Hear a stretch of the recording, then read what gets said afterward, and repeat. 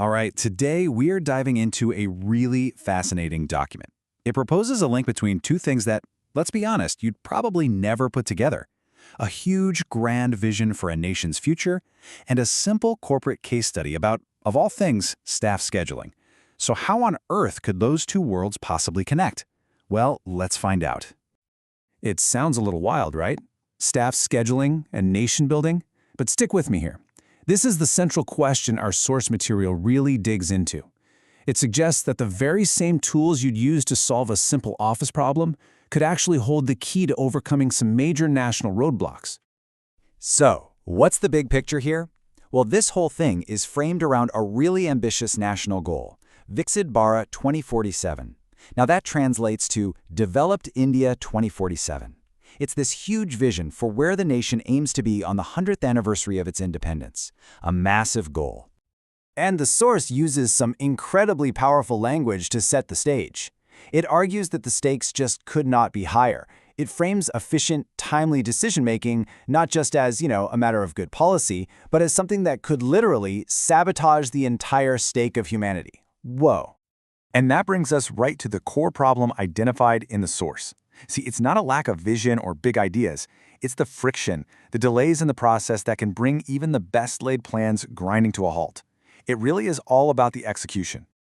You've probably heard this one before. The source uses this classic, powerful quote to get right to the heart of the matter.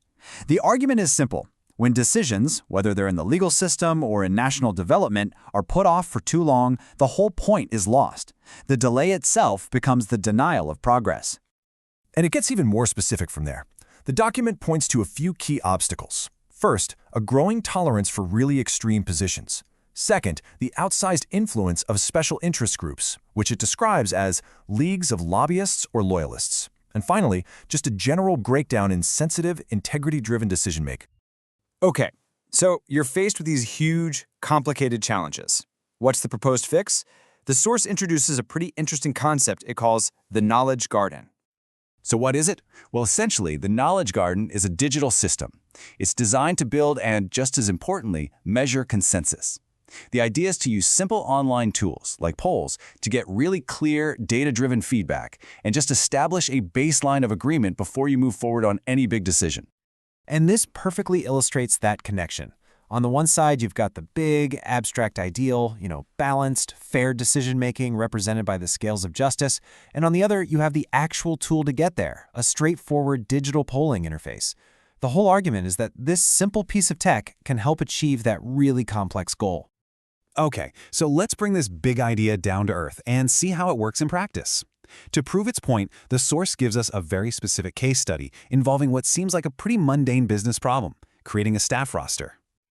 So here's the issue they were facing. They had a real-time, monthly roster that was causing just constant unpredictability for employees. You know how it is. Client demands, holidays, new product launches.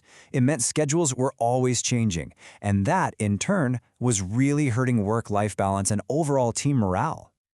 The process they used was actually super simple. First, they clearly defined the problem. Second, they proposed a new solution, an AI-based annual roster that could provide a lot more stability. And third, and this is the absolute key part, they used a digital poll to see what the employees themselves actually thought about the change. So what was the results of that poll? 100%. That's right. Every single one of the 73 people who responded to the poll agreed with the proposed solution. Not one person disagreed, nobody was neutral. It was just a clear, undeniable consensus, captured instantly through a simple little digital tool. Amazing. And this is the pivot point of the entire document. This is where it gets really interesting. Can a method that worked so perfectly for an office schedule really be a blueprint for national policy? I mean, can you actually scale a solution from 73 employees to over 1 billion citizens? The source argues, pretty emphatically, yes. Now, it acknowledges the giant leap in complexity, of course, but it proposes taking the exact lessons learned from this small-scale success and applying them to the massive challenge of achieving that Developed India 2047 vision. And the document is very direct about this connection. It states that the challenges they overcame in the rostering case study should serve as a guiding light for creating a national mechanism for progress. It's all about learning from what works, no matter how small the scale. And it even suggests a path for how to do it. It recommends that this consensus-building model be initiated in line with the Nyaya Samhita, that is, India's new set of criminal justice laws, to help streamline the country's collective goals for the future. So when you boil it all down, this is the crucial point. The entire Knowledge Garden concept is presented as a practical, real-world attempt to achieve that 2047 vision. The goal is to create a system where big decisions are made efficiently and with broad support, a true win-win scenario. And that leaves us with a final, really provocative question at the heart of this whole document. In a complex, incredibly diverse nation, could a simple, scalable, data-driven approach to building consensus actually be the key that unlocks the door to future development?